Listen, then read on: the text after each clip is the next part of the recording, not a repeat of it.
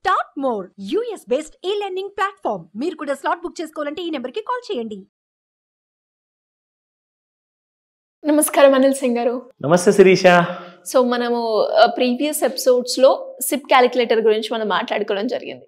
అదేవిధంగా దాన్ని చూసి మనం అడిగిన ప్రశ్న ఏంటి అంటే సిప్ క్యాలిక్యులేటర్కి సిప్ క్యాలిక్యులేటర్కి ఉన్న డిఫరెన్స్ ఏంటి, ఎందులో ఎక్కువగా లాభాలు వస్తాయి అని. ఇది ఎక్స్ట్రీమ్లీ ఇంపార్టెంట్ విషయం అండి. ఎవరెవరైతే సీరియస్గా వాళ్ళ కష్టాజీతాన్ని వాళ్ళు ఎర్న్ చేసిన రూపాయిని వాళ్ళ భవిష్యత్తు కోసం, అంటే ఒక మంచి భవిష్యత్తు దొరకాలి, ఈ కష్టాలు మనం ఏదైతే ఈరోజు పడుతున్నామో అలాంటి కష్టాల రోజులు మనకు రాకూడదు ఫ్యూచర్ కోసము, స్పెషల్లీ రిటైర్మెంట్ లైఫ్ కోసం. సో అందరూ కూడా ఎన్నో జాగ్రత్తలు వహించేసి చాలా తూచా తప్పకుండా ఎక్కడ తప్పుపోకుండా ఆ రూపాయి పెట్టుబడిగా పెడతారండి ఇన్వెస్ట్మెంట్ చేస్తాం. లాంగ్ టర్మ్ ఇన్వెస్ట్మెంట్ కోసము ముఖ్యంగా చూసుకుంటే ఇక్కడ అంటే మ్యూచువల్ ఫండ్స్లో మంచి ఆప్షన్స్ చాలా ఉన్నాయండి. అదే ఒక చిన్న తప్పు చేసినా కానీ రాబడి వచ్చే బదులు లాస్ వస్తుంది. సో ప్రాఫిట్స్ అనేవి కనపడవు.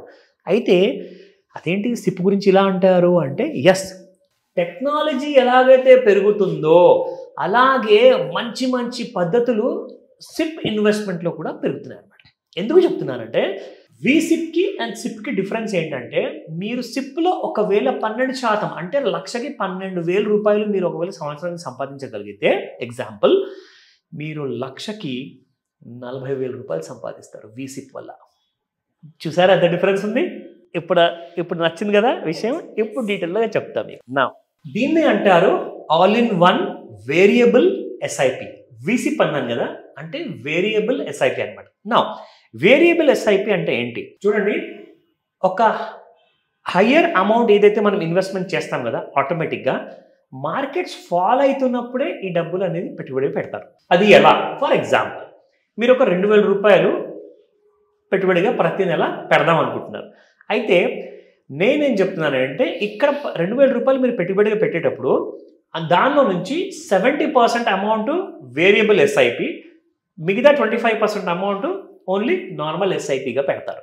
అయితే వేరియబుల్ ఎస్ఐపి వల్ల ఏంటి లాభం అంటే, ఎప్పుడైతే మార్కెట్స్ పైనుంచి కింద వస్తుంటాయో పడే టైంలో ఈ వేరియబుల్ ఎస్ఐపిలో ఉన్న 2,000 రూపాయల నుంచి 1,500 రూపాయలు పెట్టుబడిగా పెడతారు.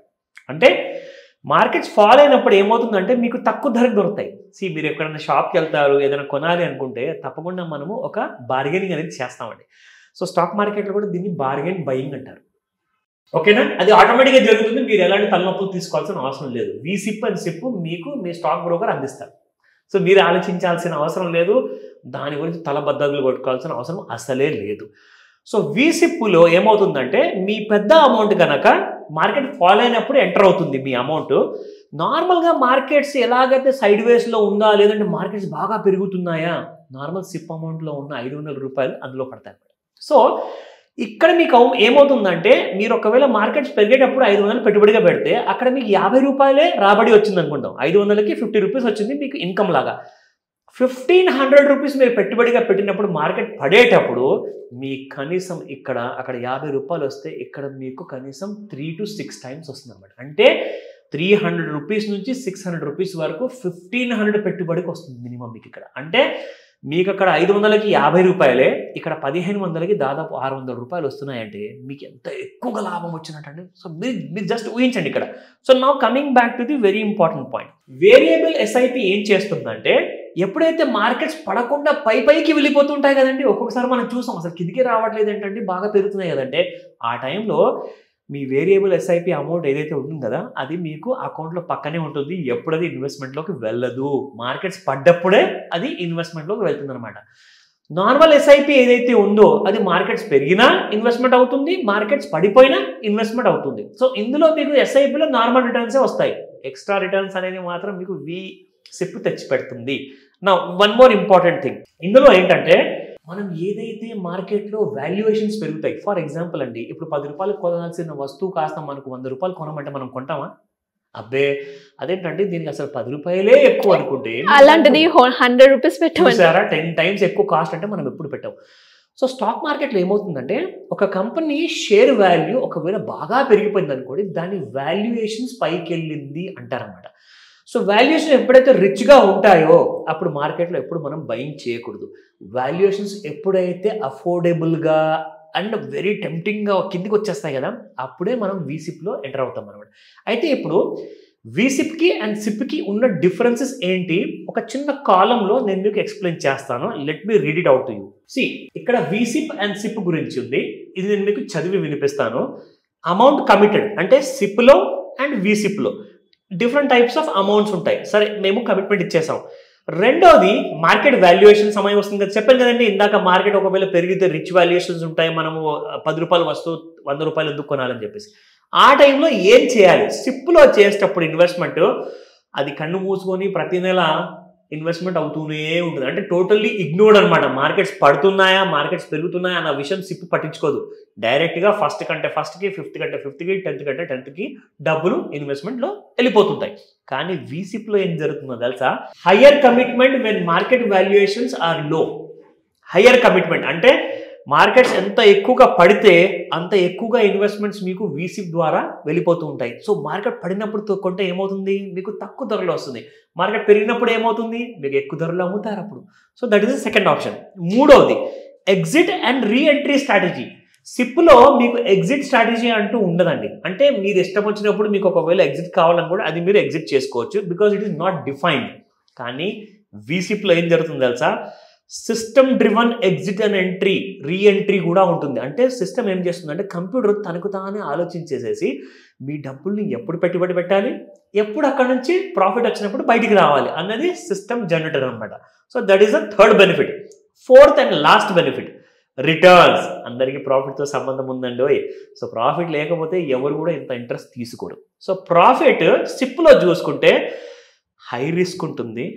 ఒక్కొక్కవేళ హై రిస్క్ తర్వాత నిజంగానే మార్కెట్స్ పెరిగాయి అనుకోండి, అప్పుడు కొంచెం రిటర్న్స్ వస్తాయి. కానీ వీసిప్లో ఏం జరుగుతుంది తెలుసా మీకు? Comparatively lower risk and higher returns. Lower risk ఎందుకు చెప్పండి? ఎందుకంటే మీరు మార్కెట్స్ పడేటప్పుడు డబ్బులు పెడుతున్నారు కదా. సో మార్కెట్స్ ఎంత కిందికి పడితే అంత మీరు ఎక్కువ పెట్టుబడి పెడుతున్నారు. మార్కెట్స్ పెరిగాయి అనుకోండి, అప్పుడు ఏం జరుగుతుంది? మీకు రిటర్న్స్ అనేది కూడా డబల్ వస్తుంది, చాలా ఎక్కువగా వస్తుంది. సో పెట్టిన పెట్టుబడికి మీకు 40% వచ్చింది అంటే 40% రిటర్న్స్ ఇన్ ఇయర్ అంటే my God, it's unexpected but it is true. కానీ ఇవాళ రేపు ఉన్న టెక్నాలజీ వల్ల, సాఫ్ట్వేర్ వల్ల మనకి ఇవన్నీ సాధ్యం. సో గుర్తుపెట్టుకోండి, వీసిప్ని ప్రిఫర్ చేయండి, సిప్ని కాదు. ఇలా ఎవరైనా కూడా బిజినెస్ పరంగా లోన్ గురించి కావచ్చు, స్కీమ్స్ గురించి తెలుసుకోవాలన్నా, అప్పుల నుంచి బయటపడాలి అన్నా, ప్యాసివ్ ఇన్కమ్ ఏ రకంగా ఎర్న్ చేసుకోవాలి, దాని మార్గం కోసం మీ గైడెన్స్ కావాలి అంటే ఏ రకంగా అప్రోచ్ అయ్యే ఛాన్స్ ఉందంట? ఇది ఒక గ్రేవ్ సినారియో, అంటే ఒక చాలా సీరియస్ విషయం శిరీష. ఎందుకంటే అప్పులు చేసుకున్నారు, కానీ అప్పుల్లో నుంచి ఎలా బయటికి రావాలి? నా దగ్గర 10 ఈఎంఐస్ ఉన్నాయండి, నేను కడుతున్నాను. కానీ ఆ 10 ఈఎంఐస్ని నేను ఒకటే ఈఎంఐలో కన్వర్ట్ చేసుకుందాం అనుకుంటున్నాను.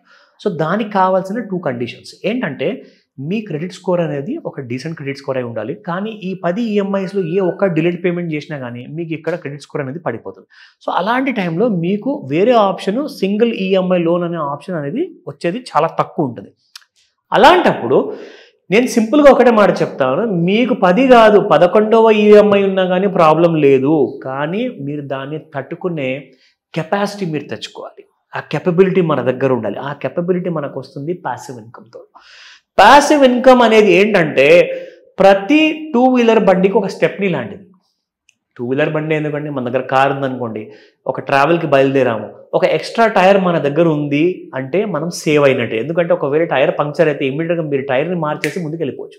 అదే ఒకవేళ ఎక్స్ట్రా స్పేర్ టైర్ లేదనుకోండి, మీరు అక్కడే కూర్చొని ఆ మెకానిక్ లేదంటే పంక్చర్ చేసేవాడి కోసం వెయిట్ చేసుకుంటూ కూర్చోండి. దీనివల్ల ఏమవుతుంది? మీ ప్రెషస్ టైం అనేది ఆ జర్నీలో వేస్ట్ అయిపోతుంది. సో ఈ క్లాస్లో మీరు ఎక్స్క్లూజివ్గా నేర్చుకోబోయేది ఏంటంటే, మనకు కావాల్సింది గ్రోమో యాప్ నుంచి కనీసం 1 లక్ష రూపాయలు నెలకు సంపాదించాలి. అది ఎలా పాసిబుల్? పెట్టుబడి లేకుండా. ఎందుకంటే మీరు ఆల్రెడీ బాగా అప్పుల్లో ఉన్నారు, గుర్తుపెట్టుకోండి. సో కాబట్టి మీ దగ్గర పెట్టుబడి లేదు. వితౌట్ ఎనీ ఇన్వెస్ట్మెంట్ గ్రోమో యాప్లో మన డబ్బులు ఎలా సంపాదించాలి, ఆ క్లాస్ మాస్టర్ క్లాస్ ఉండబోతుంది. ఇక మిగతా డీటెయిల్స్ అంటారా, స్క్రీన్ పైన కనిపిస్తున్న నెంబర్ కాల్ చేయండి, లేదంటారా వాట్సాప్ మెసేజ్ పెట్టండి. Thank you sir, thank you so much. Welcome Sirisha.